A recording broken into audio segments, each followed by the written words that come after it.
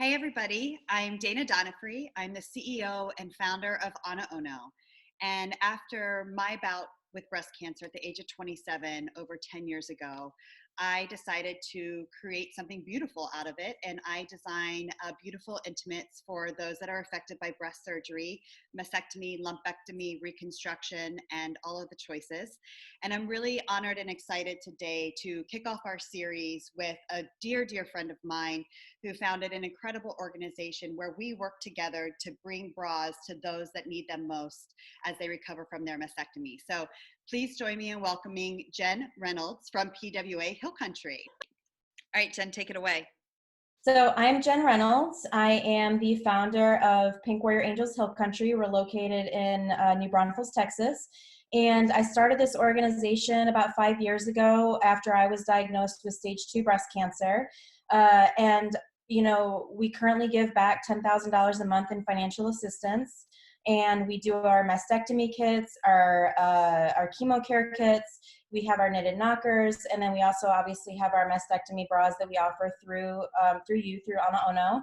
And about 2 years ago, I unfortunately was re-diagnosed with stage 4 breast cancer, and so honestly, it just kind of lit a fire in me at that moment to keep pushing forward and to support those wwomen who have been diagnosed not only with early stage breast cancer, but with late stage as well, because there really isn't a lot of support out there. And sometimes I really look at this experience and this diagnosis as another way for me to connect and relate to other women. So I really do love the level of support that we provide, because it's not just all those tangible things, it's also the emotional support that we provide as well. So And I think it's so important.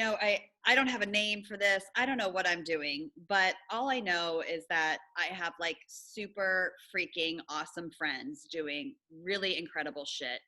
And, in the last 10 years of my diagnosis, like so much of this is like helping women all over. And I just thought it would be so cool to highlight all of these incredible nonprofits. And kicking off with you with PWA Hill Country is just awesome because we've been working together for a long time. And yes. the story of how we met is actually hilarious. It is. And when I first started giving back, I guess for lack of a better term, if you want to call my blog giving back and sharing my story, when I was searching for things after I was diagnosed, I couldn't find anything that was real and raw. So I started my blog and I just started talking about the reality of breast cancer and being raw about it and being honest about it and not sugarcoating anything.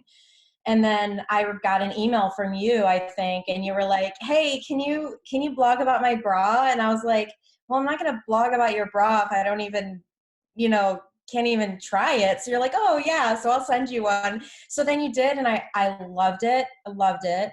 And then I blogged about it, and then we just kind of like hit it off from there. I think me and you have a lot of the same personality, same desire, same drive to help other women, and I think that connection happened immediately. So it Well, was pretty cool. are you still writing on your blog? Yeah, I mean, here and there, I did put it on my calendar to start doing it every other week, every other Monday. So I started again about 3 weeks ago, and I was having some issues with my site. It's fixed now, so yes, I will be posting in there again. And I do What's the name feel of like the blog? it's my bald blog. I was surprised it hadn't been taken. Now, unfortunately, you've been bald twice I have been bald because twice. of your new treatment. Yes. However, I am loving the fact that this time when my hair grew back, which I totally encourage other women, play with it.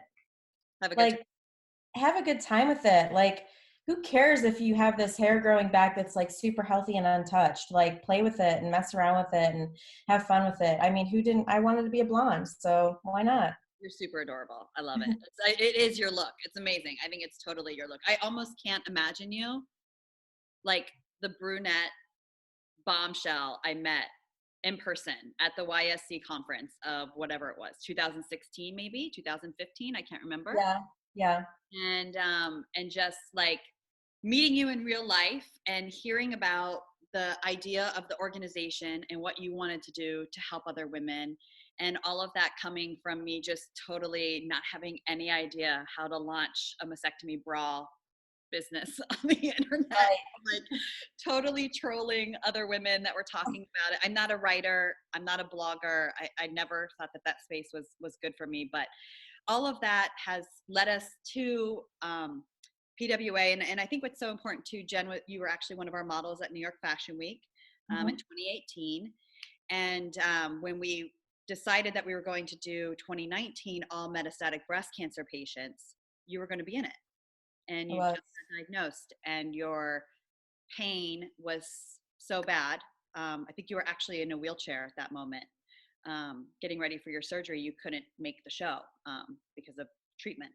Yeah, I mean, I was pretty much paralyzed about 2 years ago, a little over a year and a half ago. So, has it been that long? Wow, Long, yeah, crazy. it's been that long. Yeah, it's really crazy to think of where I am now. And, I hope that that's encouraging to others that are out there that are going through this. And when you get re-diagnosed and how scary that can be. And, it is possible to bounce back. And I am proof of that. I mean, I literally thought that I was at the end.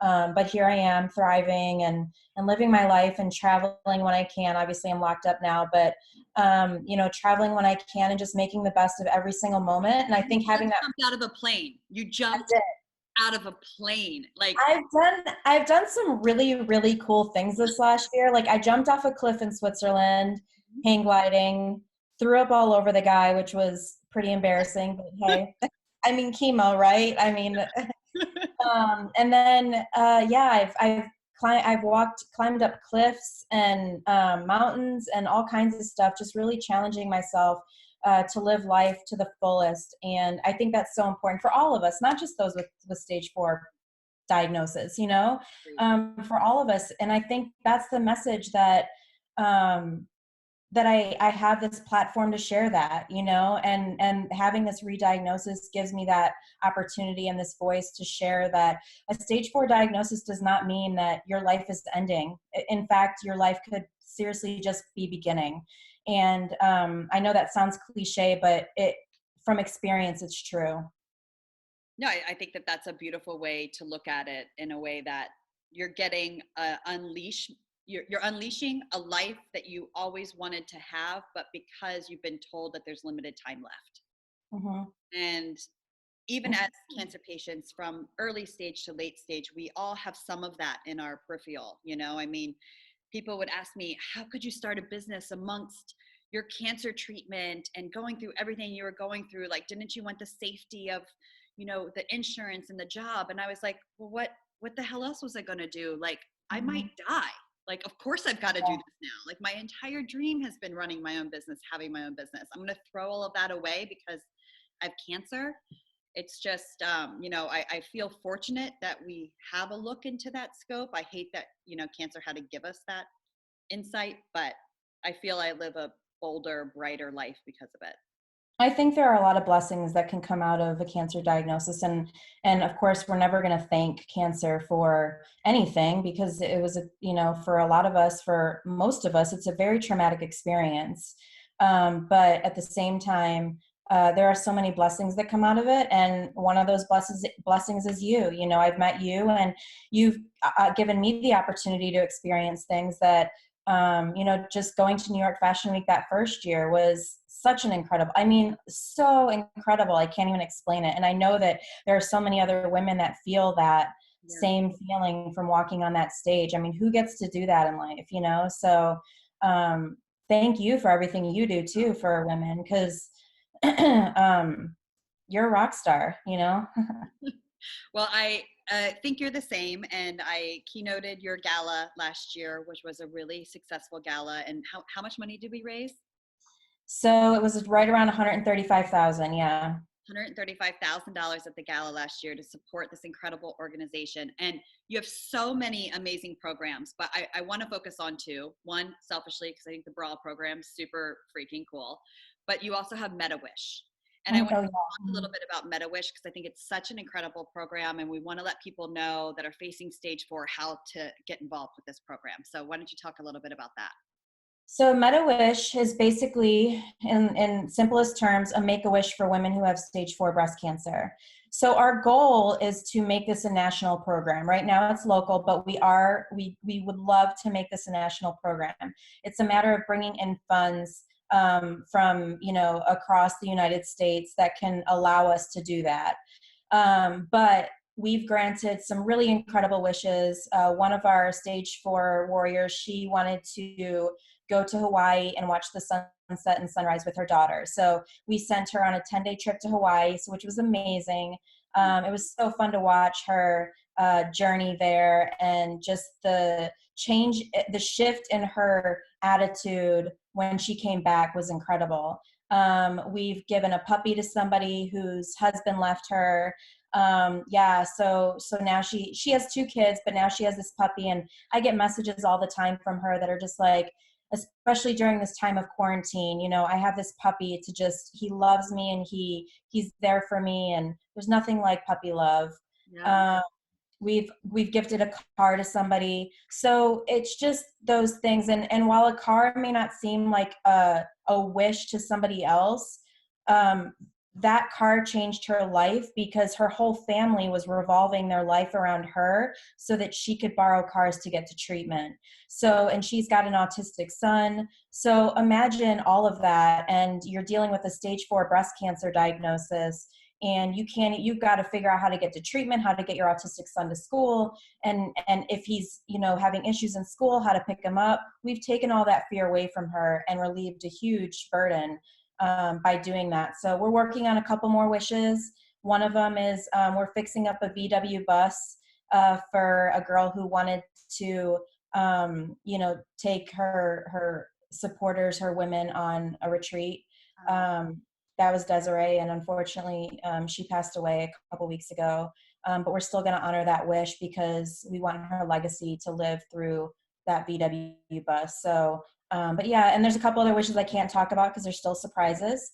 But we're excited. Yes, cliffhanger. So we've been working together for a long time on I hate to kind of say it's not a free bra, and it's not really a donated bra. I mean, it is, but we know as patients ourselves how incredibly expensive cancer treatment can be. And we know how important it is to recover in ways that help you feel like you. I think the hardest thing is that we come together, we get sliced, we get diced, we get put back together, and we're thinking about our medical bills, and we're thinking about our families, and we're thinking about how we're going to go to work. We don't think about ourselves, and it's the most important piece of healing and recovery. So we've partnered together to help provide bras, recovery bras for women in need. And that can be because you're just stretched thin because bills are stacking up. It could be because you're starting radiation and you don't have the money to purchase a bra at anaono.com. So you can actually apply to receive a bra that is funded by the Pink Warrior Angel Hill Country Group. And we will send the bra to you so you can recover comfortably and still feel like yourself. So what I would love to talk about is if you're a woman in need and you want to apply, we have it on our website.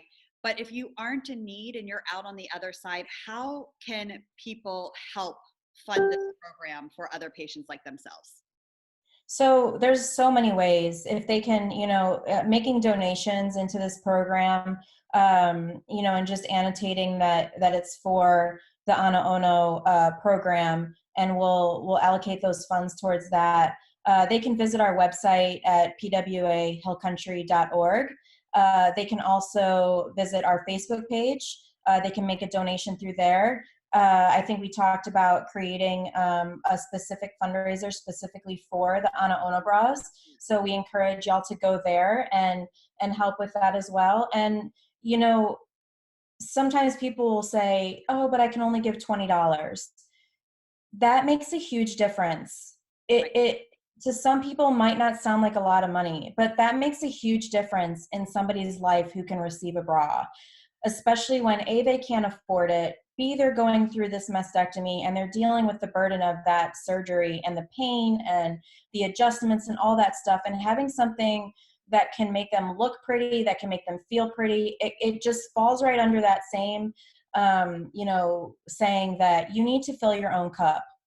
And if you can feel beautiful, that's filling your cup. And that's really what our goals are behind this, so that women can. And here's another part of it, and this is personal experience for me. I remember walking into a storefront, and I'm not going to say which one, but I remember walking into a storefront and trying on a bra and left so frustrated and upset because all they had for me were these grandma looking bras that made me feel like old and unattractive and not good after what I'd been through. This is completely different, and that's the burden, and that's the feeling that I think both of us through this program want to take away from women, so they don't feel that uh, another feeling of defeat, for lack of a better term. and and for something as little as, no, I'm just kidding, but really, what Jen is saying is right, with a $5 donation, a $10 donation, a $25 donation, with a $25 donation, we can get a bra to a woman in need. And I know right now in these times it's tough, but we have to remember the nonprofits that are doing such incredible work for us, because their funding is also being slowed by our current crisis. And, just a tiny little bit of support can really help other women out. So I encourage you, please go to pwahillcountry.org, visit anaono.com to read more about the program. And right now we're going to wrap up, but we're going to be back with Jen for a little bit more. So thank you so much for tuning in. And any questions below in the comments, Jen and I are happy to answer them, and we'll be back. Take care. Bye, guys. All right, guys, we're back with Jen Reynolds of PWA Hill Country. If you missed our part one, please check it out. Jen tells us all of the incredible work that they're doing with the organization and foundation. And what we're planning on discussing now in part two is our current situation, both as a business and as a nonprofit here with COVID-19 and the pandemic here in the United States. So, Jen, I'd love for you to kick this off. Obviously, it's a stressful time. We know it's also a stressful time for nonprofits. It's a stressful time for me as a business owner. What are you guys doing to kind of think outside of the box now that your gala's been postponed and you rely on that for funding? Any tips or tricks for everybody else out there that's managing and running nonprofits? Yeah, I mean, this is having a huge effect on us not having our gala, and it was supposed to be in about a month and a half. So, being that it brings in over $100,000 that funds a year's worth of financial assistance for us, we're taking a huge loss on that. So, first and foremost, we're just trying to make sure that we can continue on that mission of giving back at the level that we do. And we're working on a lot of creative ways to fundraise. And one of them that I encourage, other nonprofits to do is look into peer-to-peer fundraising. And peer-to-peer fundraising is great, and you can do it through an external site. However, those sites can get expensive. And being in where we are right now, we don't necessarily want to put funds into something. So trying to figure out what those free resources are. Obviously, social media is free. So I've tried to create a peer-to-peer fundraising platform, so to speak, by utilizing Facebook. I put together a great live video on how to do it, how to set up the fundraiser. Well, it's not live anymore, but it's posted on our volunteer page of how to do that. And anybody who would want to view that, let me know and I'll be happy to share it. It walks you through everything about peer-to-peer fundraising and how to do it through Facebook. So that's one way. Another way is, we had so many donations from the local community given to us for our gala. So prior to all of this happening. So I think what we're going to try and do is have some online auctions. That way we can kind of bring in some funds that way. And really just making sure that the community knows, and the community isn't just local, it's everywhere, knows what your mission is and how this is affecting you. And ask. Don't be afraid to ask right now. There are so many businesses out there that are asking for you to go purchase food from there, and pick it up curbside. Our business, our nonprofit is no different. you have to ask for help. You have to let people understand how this is affecting you and how that's going to trickle down and affect other women as well. There are so many things that I think we can do if we just take the time to really think about them and slow down a bit and put the attention into them. Well, I think that that's such an important piece, right? Because we know cancer hasn't stopped because of this pandemic. Surgeries, mastectomies are still happening. They're essential surgeries. You know, some reconstruction might be delayed. Some treatments might be delayed, but chemo is happening. Radiation is happening. Like, these are life-saving treatments for those that are diagnosed with cancer. Going to the hospital, get your infusion on a monthly basis, however that might be for whatever stage you're at.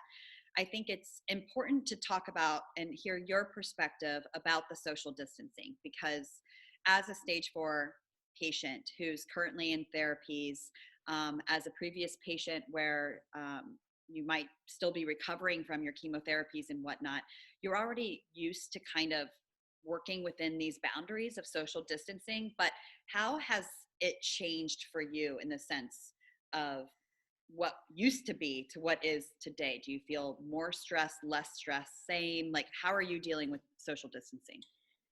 Oh gosh. Well, at first I was freaking out. We were in Utah when everything started going really crazy. So I just wanted to get home. Uh, and then when I got home, I was like hit with this extreme anxiety, and which I saw was starting to trickle into depression, because I was fearing for my life again, the same way that I feared for my life when I was re-diagnosed with, when I was diagnosed the first time and then when I was diagnosed the second time with stage 4. So I really had to do a lot of mental work and get myself to a place of acceptance. Yeah. And I think that's what's most important for everybody, not just people who have cancer and are going through active treatment. We can only control what we do. We can only control our reaction. We can't change what's going on around us everywhere. We can't change that people are going to go to the grocery store. We can't change that people are going to be out doing things when they're not supposed to be. We can't change that. But I can control my reaction. So I've stayed inside. I've been inside now for about 10 days. I've been keeping myself busy with crafts and working and finding unique ways to raise money. I've been having more conversations with people like this, Zoom conversations. And to be quite honest with you, I'm always that person who looks on the positive side. Like, I love to figure out where I can find the positives in everything. And for me, what I love about this time, of course I want to get out and I want to do things. I just started a workout routine and bam, can't do that anymore. I mean, I'm adjusting to it. But what I love about this is it's forcing us to have more meaningful conversations with people. Yeah. And that's really cool to me. And I love that. And but I'm doing what I can. My husband is not going anywhere, which is killing him. We're spending more time with each other, me and him. I get in my car to get out. I get in my car just to go for a drive by myself. I don't go to any stores. I don't go to anything. I sanitize my wheel. I sanitize my hands. I sanitize my door handle. I'm doing all of that even when I'm just out on my own. So again, they're just things that I can change for myself and adjustments that I can make, knowing and accepting that I can't control other people and what their decisions are. So I think you have to answer this question honestly. Are you living every day in your pajamas, or are you looking as fabulous as you look today every day? I have to answer that? Okay, well, I'm just not gonna, let's just say I'm not gonna show you what's below the waist. Oh, look, Ma, I put on pants. I put on real pants. Okay, well, I still have my pajama pants on. I was this close to wearing yoga pants underneath my really cute blouse today. I was this It close. was, but as I was getting ready though, and if anybody actually on here is on my Facebook personal page, you will see the complete insanity that happened last night on Zoom. We had book club, and I told everybody to just get on wearing the most ridiculous crap you could possibly wear, and that picture is worth a bazillion words because I love it's that. hilarious. I love that. Um, but as I was getting ready this morning, I was thinking, and there was a moment that I had when I was going through treatment as well, when I lost my eyebrows and I lost my eyelashes and I had no hair, and I looked in the mirror and I was like, okay, I look sick.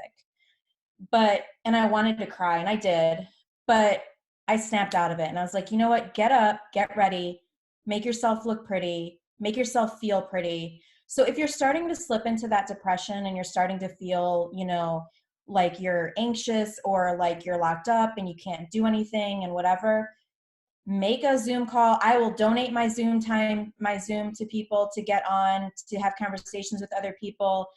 There's FaceTime. There's all kinds of things that we can do. Put your makeup on, put a nice shirt on, make yourself feel pretty.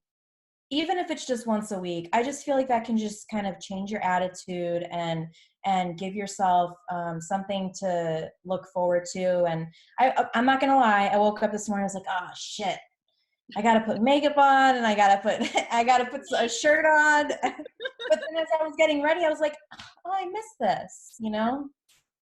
Well, I think, for me, I would be lying if I said I wasn't a tinge jealous of like all the people that get to work from home right now.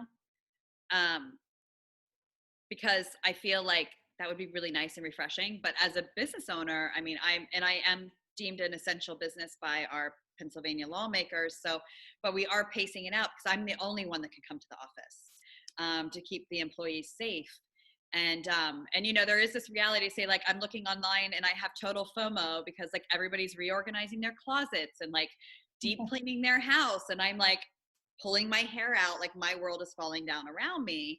And I'm really trying to like find my space to say, okay, like these are the things that are important. And it's really important now to go out for a walk after work with my husband and the dog, because I've kind of, been living in this world that all the pressure is on me from all sides. But then I step outside and I breathe the fresh air and I'm like, okay, the sky is not falling. Yeah. And there's this moment, but I have been trying to stick to a routine because I think it's my way of getting through it. I think routine is so important, 100%. And I think patience too with yourself, and knowing that every day doesn't have to be perfect and every day doesn't have to be a routine. But as you were saying that, I was thinking, um, live with intention. Like, what are your intentions? What is it that you can do to slow down and still move forward with your business, Yeah. but also take the time for yourself? And maybe this is a great opportunity for us all to just slow down a little bit and know that we can have the best of all those worlds. Right. We can make that time for ourselves and still be successful in our businesses. And is this going to impact us all? Absolutely. But then you're just back to that place of acceptance. Like, this is where we are. What can I do to make the best of it? So let's wrap this up with, do you think there's a silver lining in all of this? 100%. And I think that silver lining is what I said before. These meaningful conversations, people getting the opportunity to learn more about businesses. I think a lot of people's true colors are coming through in all this, and the businesses that are out there to really help other women, other people, is really shining through. And that's what I really love about this. And the other silver lining is that it's changing how we're running our businesses and giving us a little bit of time to really focus on, like, what can I change? And then taking that change and carrying it into the future of our business, because this is going to change everything. But taking that and carrying it into the future of how we can elevate our business and take it to the next level, or elevate our nonprofits and our fundraising efforts.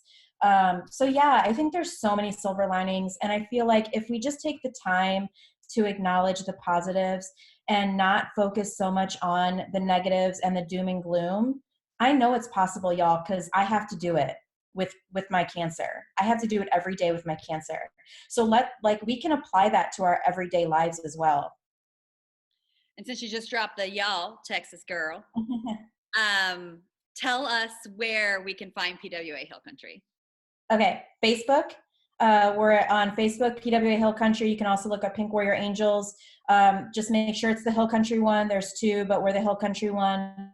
And then also our Facebook or our website is www.pwahillcountry.org. We're on Instagram, PWA Hill Country, which I'm sure will be tagged in all this. And yeah, so that's where we are. And if anybody needs assistance, please reach out. We're happy to help however we can.